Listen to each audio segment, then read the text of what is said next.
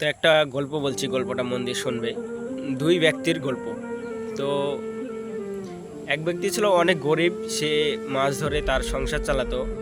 আর এক ব্যক্তি ছিল অনেক ধনী। তো যেই ব্যক্তিটা অনেক গরিব ছিল, সেই ব্যক্তিটা ধনী ব্যক্তিটাকে দেখে অনেক রাগ হতো, তার হিংসা হতো। আর সে এত খাটাখাটনি করতো, এত কাজ করতো, তাও সে কোনোদিনও টাকা পয়সা জোগাড় করতে পারতো না, মানে গোছাতে পারতো না।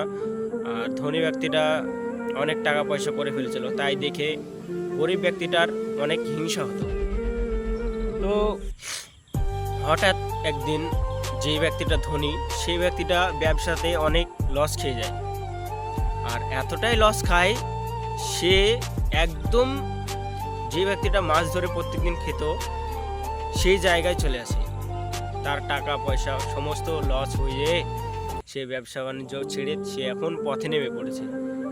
আর পথে নেমে যাওয়ার পরে সে এখন কি করবে? তাকে তো কাজ করতে হবে, খেতে হবে। তাই সে কি করলো? যে ব্যক্তিটা গরিব ছিল, সেই ব্যক্তিটা মাছ ধরে খেত, তো সেও মাছ ধরার সিদ্ধান্ত নিল। আর যে ব্যক্তিটা মাছ ধরে খেত, সেই ব্যক্তিটা অনেক খুশি হলো, কারণ ধনী ব্যক্তিটা তার লেভেলে চলে এসেছে। তো সে অনেক খুশি হওয়ার পরে এবার দুজনেই গেল মাছ ধরতে। মাছ ধরতে যাওয়ার পরে দুজনেই মাছ ধরে সংসার চালাতো। আর যেই ব্যক্তিটা গরিব, সেই ব্যক্তিটা কি করতো? যেদিন টাকা বেশি ইনকাম হতো, যে ব্যক্তিটা গরিব সেই ব্যক্তিটা কি করতো? যেদিন টাকা বেশি ইনকাম হতো, সেই দিন ভালো মন্দ খেয়ে, যেমন আমরা কি করি, কিছু টাকা পয়সা যদি বেশি হয়ে যায় আমাদের, অনেক দিন ভালো কিছু খাই নাই, আজ ভালো কিছু নিয়ে আসি।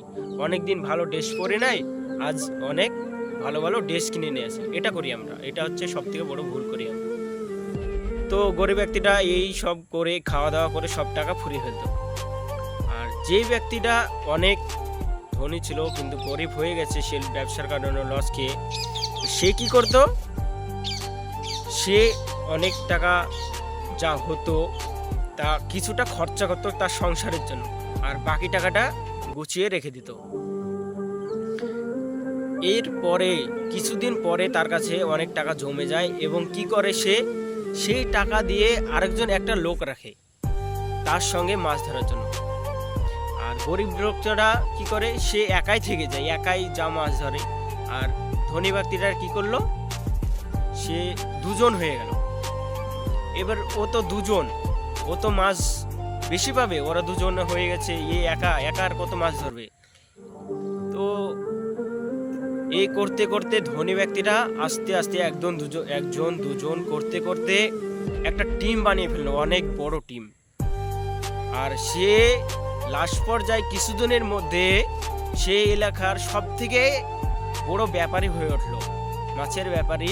আর সে আবার ধনী ব্যক্তি হয়ে উঠলো।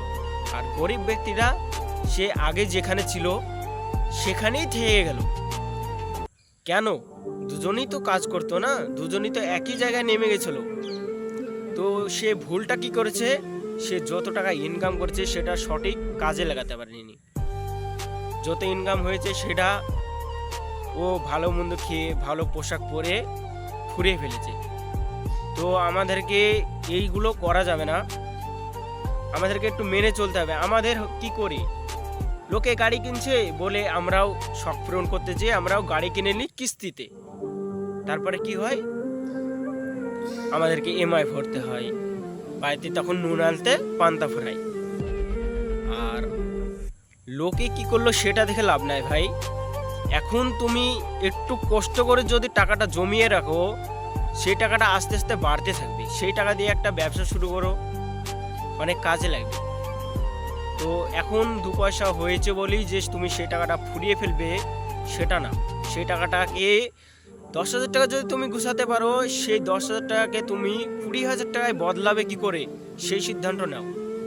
নাহলে সারা জীবন ভাই তুমি খেটেই যাবা, কিন্তু জীবনে কোনোদিন কিচ্ছু করতে পারবে না। তো আশা করি কথাগুলো যদি ভালো লাগে, এবং আমি আশা করব এই কথাগুলো শুনে তোমাদের কিছু না হলেও উপকার হবে। তো সবাই চেষ্টা করবে যে মানে বেজাতাই পয়সা খরচা করো না, যেটা জরুরত নাই মানে যেটা দরকার নাই সেটা নিয়ে ফালতু টাকা খরচ করো না। আমরা গরিব মানুষ ভাই, আমাদের একটু মেনে চলতে হবে। সবাই যেই জিনিসগুলো খাবে, যে জিনিসগুলো পরবে, সেই জিনিসগুলো যদি আমরাও পড়তে যাই তবে পারবো না, কারণ আমরা দিন খাটি দিন খাই। তবে আমাদেরকে চেষ্টা করতে হবে টাকাগুলো বাঁচিয়ে রাখা। তো ভিডিওটা যদি ভালো লাগে লাইক করো, কমেন্ট করো, শেয়ার করো। আর এরকম যদি ভিডিও তোমরা রোজ দেখতে চাও আমাকে সাবস্ক্রাইব করে রাখো। তো দেখা হচ্ছে নেক্সট ভিডিওতে। Tata, bye bye.